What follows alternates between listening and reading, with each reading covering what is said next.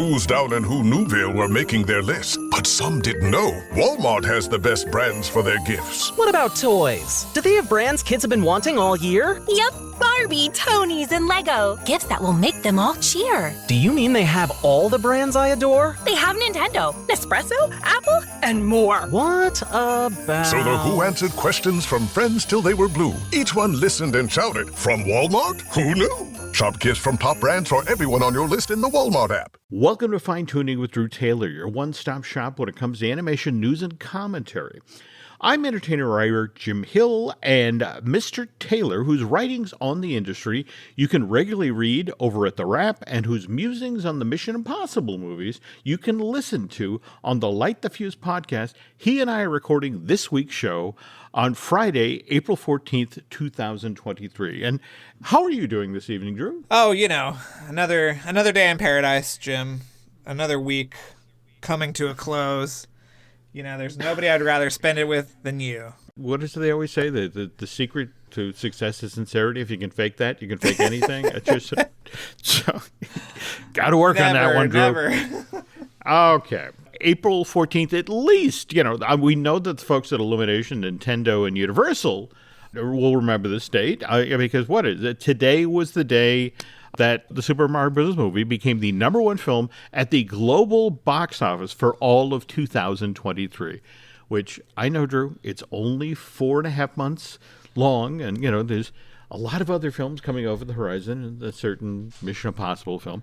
Well, there was an Ant-Man movie that was out, you know, and there was Dungeons and Dragons. We had a lot of would-be heavy hitters. Yeah, but Super Mario Brothers, just 9 days into its domestic release or worldwide release, has already topped $500 million worldwide box office.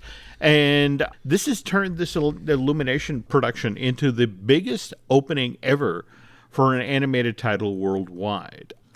If you talk with folks in exhibition, they will point to the fact that Super Mario Bros. Is only an hour and 32 minutes long versus, say, John Wick, which is 2 hours and 49 minutes, or Avatar: Way of Water, that's 3 hours and 12 minutes. So when you have an hour and 32 minute runtime, you can get in a lot more presentations per day. So this box office number, that's impacting it. Though, did you see the story just today about the one place that this animated feature seems to be underperforming is China, that it's only done $12 billion worth of business there? Well, it seems like China is kind of off the table right now with American movies. So, yeah.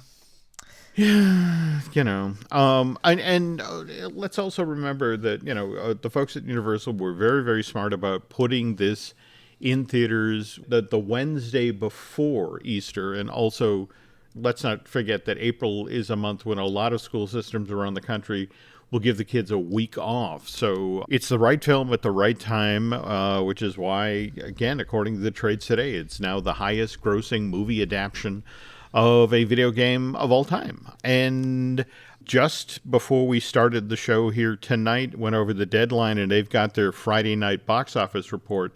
They're suggesting that Mario Brothers will pull in an additional $72 million in North America this coming weekend, which will be the second best weekend ever domestically for an Illuminations film. Well, I think they thought that this movie was going to be big for kids, but it's turned out to be huge for everyone, and that is what is driving this kind of oversized box office. I also have an interesting anecdote from my Q&A over the weekend, Jim. Well, please share. Which is that, you know who wrote the first draft of the movie? None other than our very favorite Alex Hirsch. Really? I want to read this. Yeah, that would be fun to read. When I'm sure it is in the vault, 70 floors below Nintendo headquarters in Japan. But it is an interesting thing to think about. Somebody somewhere has access to that. Again, share the toys, folks. Share the toys. Speaking of Mario, Nintendo, that sort of thing, stateside version of Super Nintendo World, which opened February 17th of this year, still hugely popular. Long lines are persisting for this theme park's Mario Kart Bowser Challenge, which, by the way, Drew got on. You were like the second person to get out of it, if not the first, right? I was there early. I was an early adopter, but my score still sucks on Mario Kart, Jim. I'm sure you could. Well, no. Face it. You have to be 2/3 of the way through with that visor technology before you finally sort of figure out what you're doing. That's true. So it's one of those things where it's like, I got to get back on this ride. So I now know how to do this. But with so many thousands of people per hour pulsing through the queue there through Bowser's Castle, this is the part where we talk about how people suck, Drew. Because the thing, you're waiting in line, and a lot of folks are using this opportunity while they're standing there in line to reach out and see what they can reach. So, for example, the chains on the drawbridge at Bowser's Castle, they're just below the giant head on the outside of the building. When Len, Jim Schul, and I were touring the attraction just last month, they were already falling apart because people would just walk by, grab them, shake them, and they were largely made out of plastic and styrofoam, so they were coming apart there. And I don't know if you've seen any of the stuff that's popping up on social media where people are hopping over the barricades so they can now get their picture taken being seated in the throne. I did see that. I thought that was very disappointing. People used to be more courteous at theme parks. In Japan, where the original Super Nintendo World opened 2021 or thereabouts, it's still pristine. Because the Japanese have great respect for, it's like, okay, there's a rope. I can't go on the other side of the rope because there's a rope. Where in America, it's like, oh, watch me hop over the rope and go sit in the chair. Listen, were people nicer at theme parks when they were also wearing slacks? I don't know, Jim. I wanna say maybe there's a correlation there. # bring back slacks. YouTube lately has this amazing spate of home movies from Disneyland from like 55, 56, 58. And just to watch how people used to dress when they went to Disneyland is just kind of startling. I mean, women in gowns with hats and tiny little bags, and guys with shirts with collars and ties, guys in suit coats, bringing their families to this extra special place. So now the only tiny little bags they have are those hideous Loungefly bags. Yes, which Disney will sell you at a Oh, break. yes. So, every single configuration. Yes. There you go. Oh, okay. All right. Enough complaining about the mouse. We have lots more animation news to get to, folks. But before we do that, I want to remind you that the news portion of this week's Fine Tuning is brought to you by Storybook Destination, trusted travel partner of the Jim Hill Media Podcast Network. For a worry-free travel experience every time, please book online at storybookdestinations.com. Okay, we mentioned top of the show that we are recording this on April 14th, and this is when Suzume, you did it, Jim. That's it. Oh, yeah. Wow. Yeah. Okay, hooked on phonics. Well, I was calling it Suzume until I watched it last night and actually heard the characters say her name. So yes. Well, all right. Just to be clear here, Suzume. You did it. I did it. Okay. It's opening in North American theaters today in both a subtitled Japanese version as well as an English dub. And why this is significant is this animated film was released by Toho in Japan back in November of last year, hugely popular to the point where it's now the 4th highest grossing Japanese film of all time. It's been heavily praised for its animation, characters, story, and especially the emotional weight. I've got a log line here, Drew, that says this 2-hour and 2-minute long film is about a high school girl and a mysterious young man trying to prevent a series of disasters across Japan. So you've seen this Makoto Shinkai movie. What did you think? I loved it. I mean, this is the guy that did Weathering with You and Your Name, which are also two of the most popular movies in Japan and popular animated movies in Japan. And it is absolutely wonderful. I think this is maybe my favorite one of the bunch. Wow. Okay. The thing they left out of the synopsis is that for most of the movie, the male protagonist has been turned into a 3-legged chair.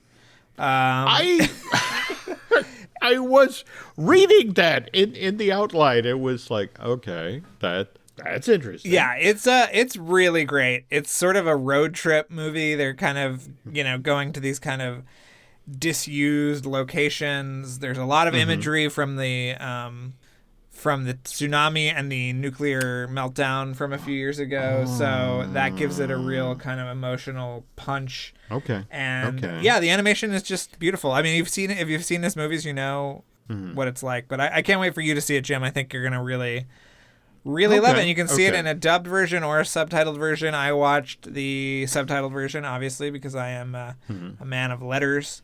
And yeah, it's really great. It's just really, really great. And it's on 2,000 screens, so you can definitely see this weekend if it's something that you want to do. I'm glad you brought that up because, yes, I was just checking, and literally there are 2 theaters within 20 miles of here where we can go see this. So it's like, that's great to see that it has this sort of penetration out there. On the other hand, I just cheated, read the outline. So it's giant supernatural worms causing earthquakes. I'm sorry, that sounds more Stranger Things to me than... There is a little Stranger Things element, but it's, it's just a lovely movie. It's sort of indescribable, but obviously very emotional, and yeah, can't say enough good things about it. One of my favorite movies of the year so far, for sure. Wow. Yeah. Okay. Well, that's a strong recommendation. We'll go check that out. Now, speaking of Stranger Things, production of the final season of this Netflix show is supposed to begin in June, and it will then show up on that streaming service sometime in 2024. But this Duffer Brother production is going to live on as an animated series, which the Duffer Brothers are really excited about because it's going to be done in the style of a classic Saturday morning animated series. Yeah, I can't wait to see what that looks like. I mean...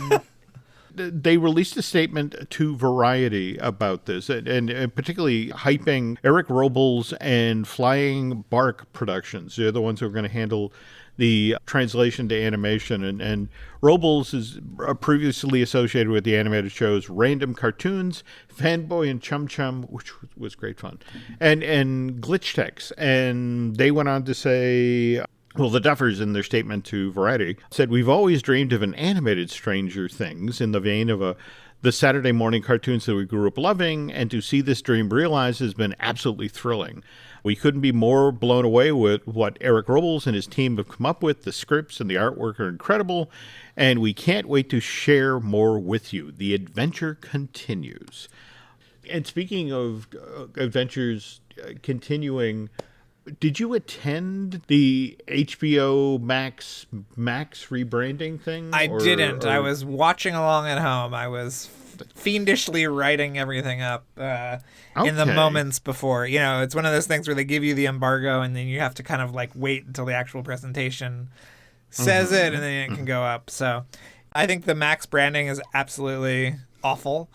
Clearly, no one at Warner Brothers Discovery has ever used a search engine or thought about that in their lives because the word Max means nothing. But yeah, I thought it was interesting. Did you watch along? It was a busy week, so I was sort of watching this from afar. But what Drew's talking about here is that May 23rd, HBO Max rebrands, and this is them chasing the family audience, right? J.B. Perrette, the Warner Brothers president and the CEO of Global Streaming, talked about the problem was with HBO Max that evidently that cable channel's longtime association with adult material kind of dinged them, right? He said something to the effect of HBO Max was not exactly where parents were eager to drop off their kids, and yet Warner Brothers Discovery has some of the best-known kid characters, animation, and brands in the industry. So this is all about achieving its full potential. Yeah. You pointed out this is also about Warner Brothers Discovery taking on Disney Plus, right? Yeah, I mean, the amount of times they brought up the Looney Tunes or Hanna-Barbera during that presentation was very pointed, I thought. Obviously, they have also been canceling a lot of animated projects, including shows that and movies that involved the Looney Tunes or Hanna-Barbera. But yeah, it seemed like a very pointed attack to try to challenge Disney. And I thought that maybe the move would be to recontextualize what HBO means. I think you and I, who have watched HBO for many, many years, know that Fraggle Rock was first on HBO, and things like the Ghost of Fafner Hall and, you know, all of this kind of kiddie-related things were on it. And so I don't know why they don't just reinvest in the HBO branding, making that wider or calling it something like Warner Max.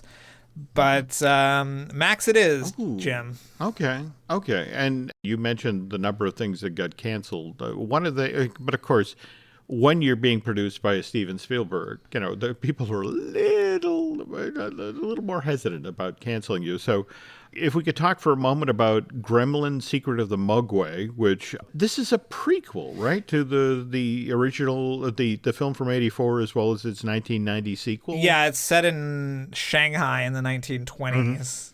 And the other, and they showed a trailer, but you're right, the other thing that they were really talking up, speaking of Steven Spielberg, was Tiny Toons Looniversity. Yeah. Which the Animaniacs thing kind of came and went in a blink. Yeah. So I don't know if they're going to invest more into this, but yeah. What did you think of the Gremlins trailer? It's solid, and we've talked about this previously, that they announced even before this aired that a second season had been put in production, but you always called that a liar, pants on fire, because it's like, no, you greenlit 20 episodes right from the get-go. So this was never about, we're going to do a second season. This is a surprise. It's like you were always going to do 20 episodes. You didn't reconvene the storyboard artists. It's 20 episodes, and you don't have to increase anybody's pay for the second 10. Good on you guys. Yeah. So we were just talking about Disney Plus, and we got a brand new trailer for David Lowery's Peter Pan and Wendy, which drops on May 28th. And I have to say, Drew, I was not aware that Jim Gaffigan was Smee in this thing, but I have to say, you know, big doughy white guy in this role, I'm in. You wanted that little pig-nosed guy from Mandalorian a couple of weeks ago to be Smee. Oh, that could have been cool too. In the best of all possible worlds, it would have been Bob Hoskins again. He was the only person that I'm aware of who got to play Smee in two entirely different projects. There was, of course, Spielberg's Hook, and then there was that sort of gritty live-action Peter Pan series from a couple of years ago, and he was back as Smee as that. But Jim Gaffigan, that's a fun idea.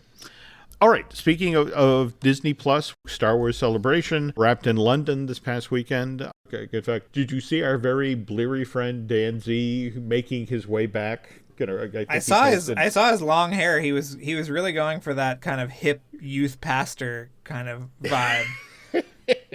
He was. Come on. Dan has always been hip. Yeah, well, and an extremely square sort of way. But wherever he is in Illinois or whatever, he's the epitome of cool. But yeah.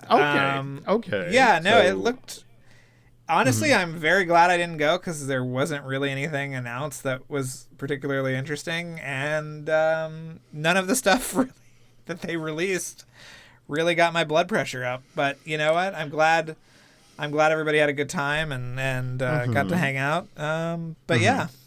But animation-related news, we found out Bad Batch has been renewed for a third and final season. In fact, the last episode of the 16 that were up for season 2 aired earlier this month. We also have an amazing trailer for Star Wars Visions season 2. That just looked killer. Yeah, I cannot wait. Yeah. So all 9 episodes drop on May 4th there.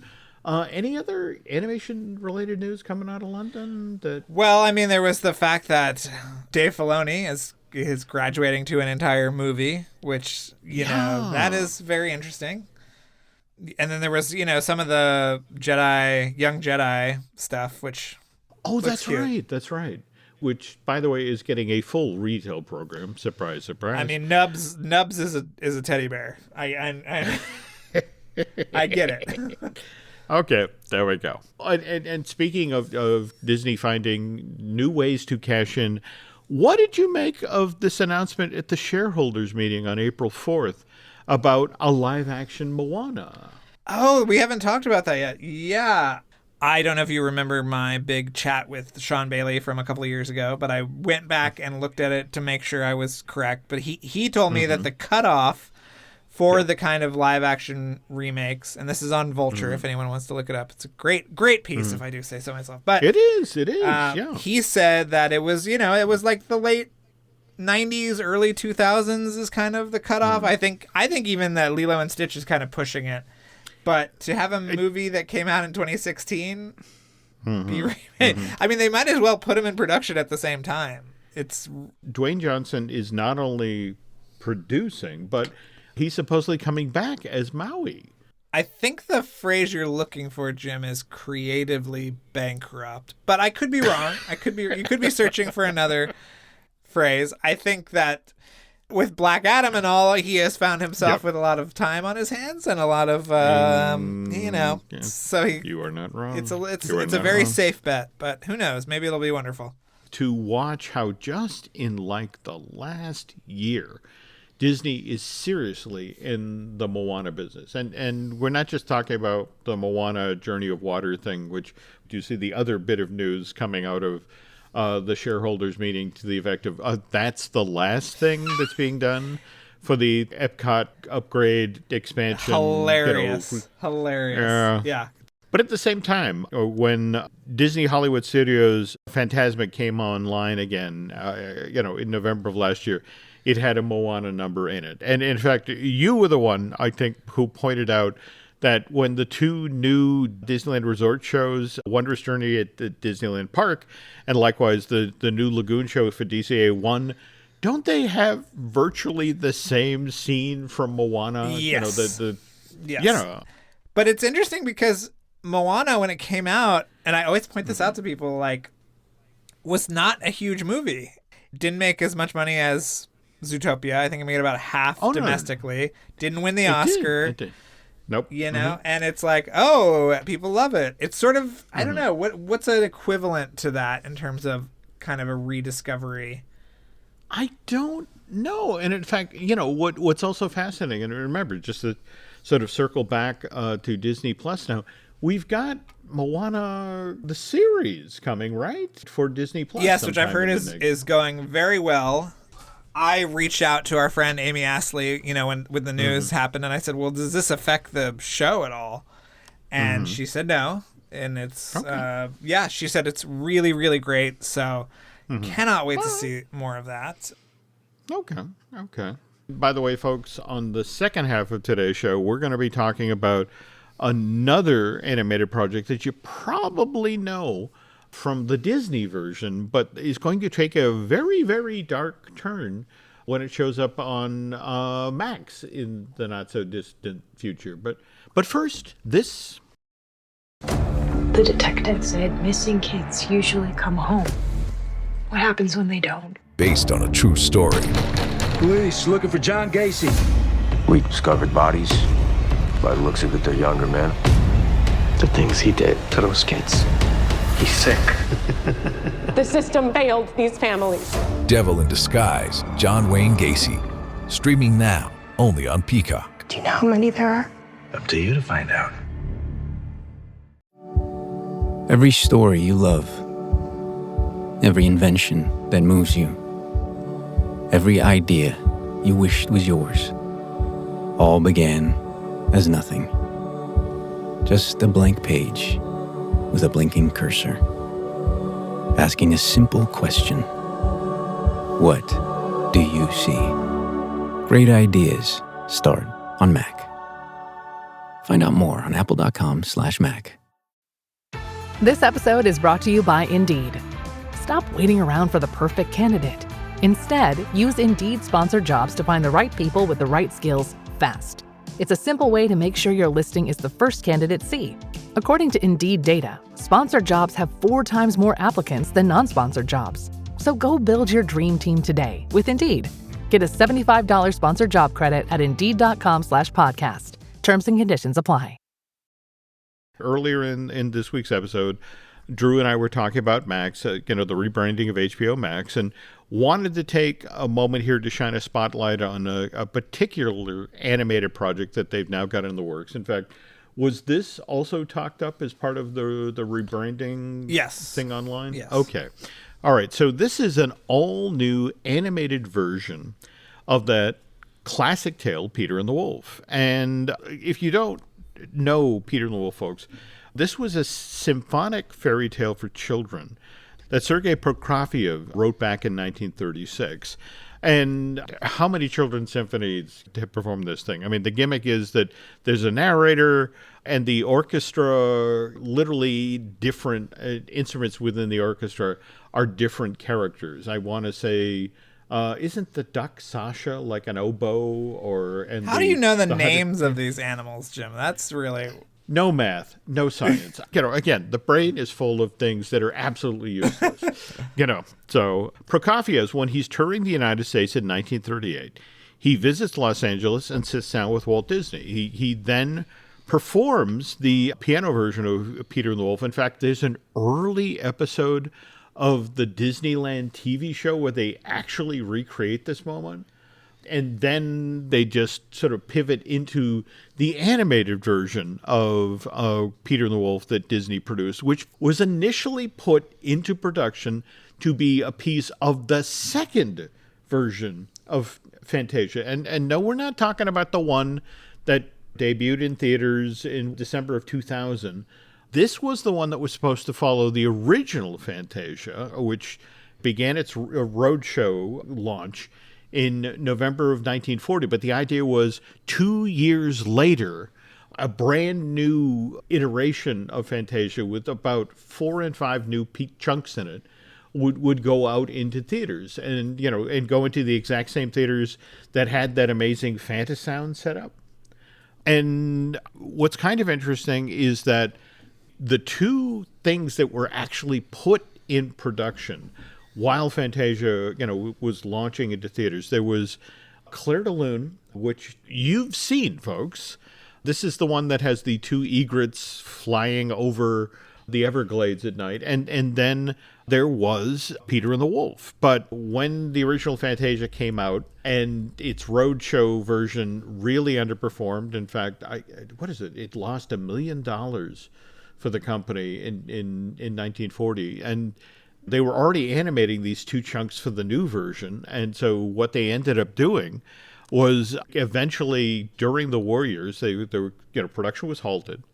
And they only revisited it after World War II ended and then, repurposed them for a package feature that Disney released in 1946 called Make Mine Music. And kind of interesting little side story about Make Mine Music. Walt kind of revisits the roadshow idea, Drew. He puts it in the Globe Theater in New York, which, by the way, today is known as the L'Enfantin, where Beauty and the Beast moved to after it was at the Palace Theater, but vacated the Palace Theater to make way for Aida. And it played there for like 13 years, and then ultimately shut down to make room for the Broadway version of The Little Mermaid. But yeah, it played in New York for about 3 months at the Globe, and only in August of 1946 did it finally go out into theaters around the country. And it did okay. And then after that, what the Disney company did, in fact, for much of its 75-year history, Disney's version of Peter and the Wolf became a standalone featurette. It was a 15-minute long chunk.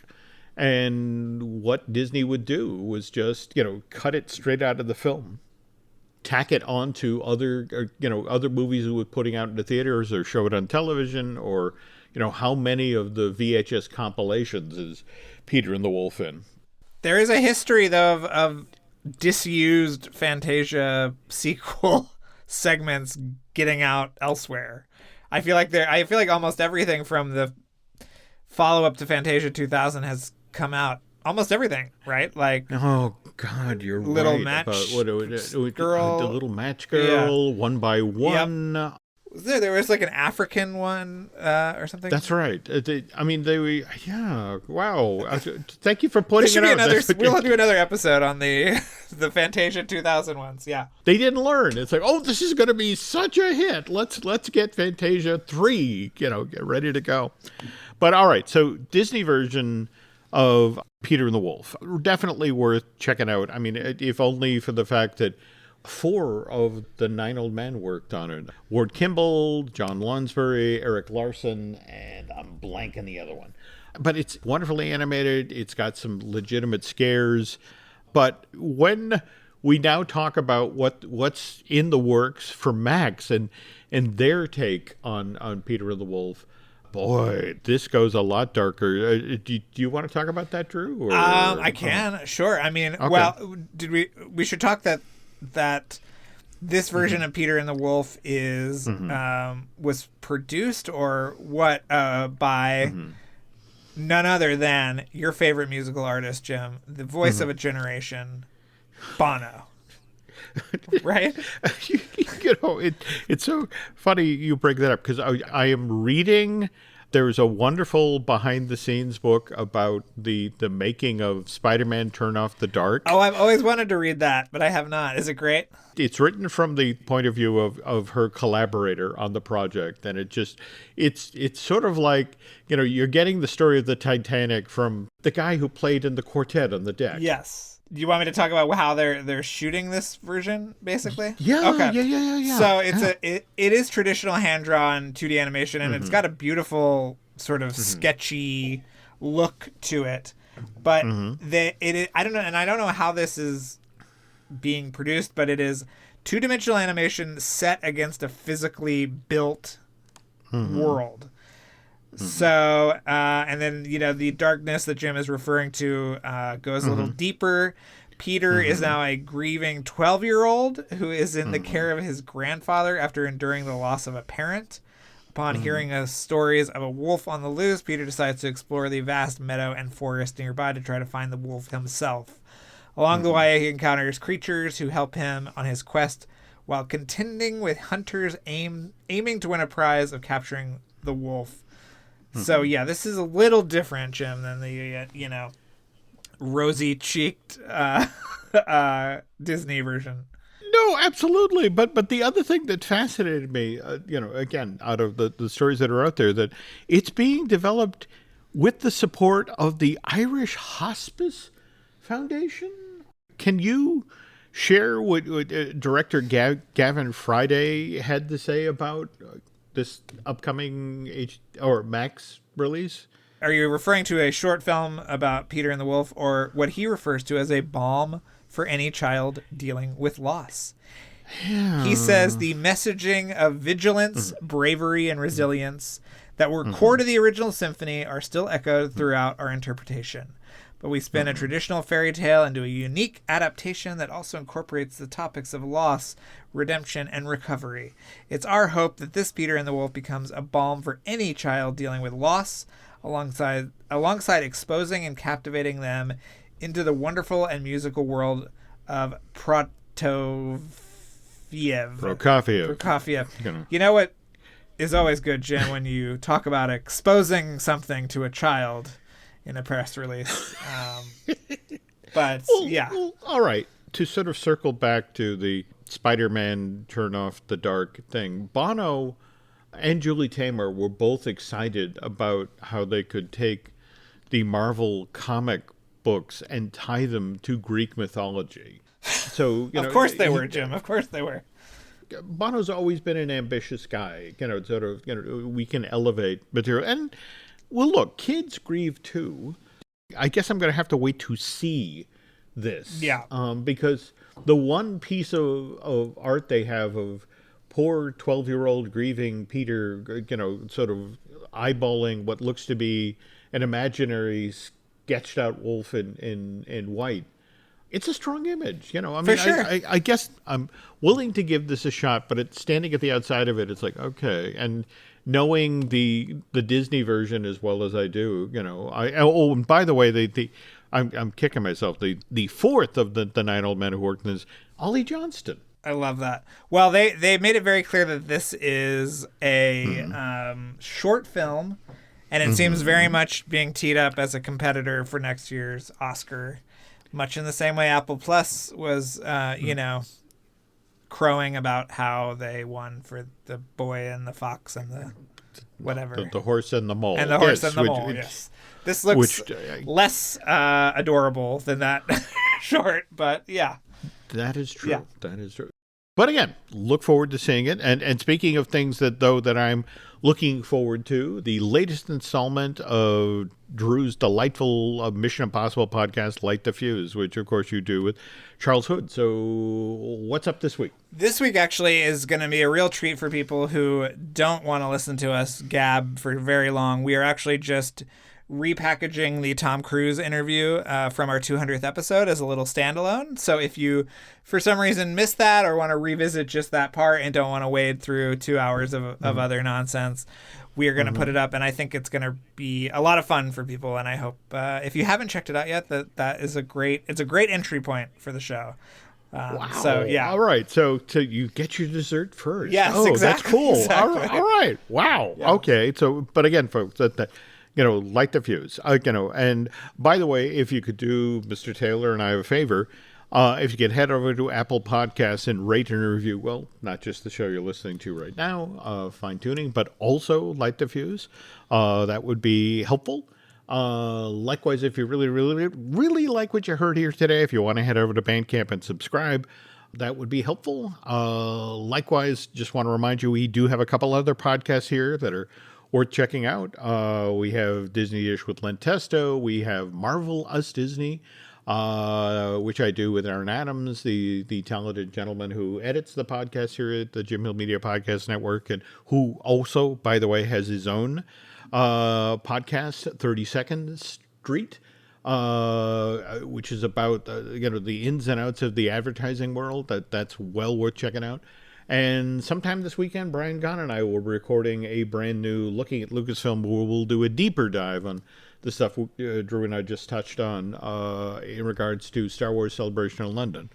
But let's see. Beyond that, Drew, again, always enjoy following you on social media. Where are we these days? I mean, I'm still on Twitter, even though it's becoming more and more difficult to use. So Drew Tailored on Twitter and Instagram, and that's it. Where can people find you, Jim? Well, I'm on Twitter and Instagram as Jim Hill Media, and over on Facebook is Jim Hill Media News. And I guess that's going to do it for this week, folks. So thank you on behalf of Mr. Taylor and myself, thank you for listening, and we will be back soon.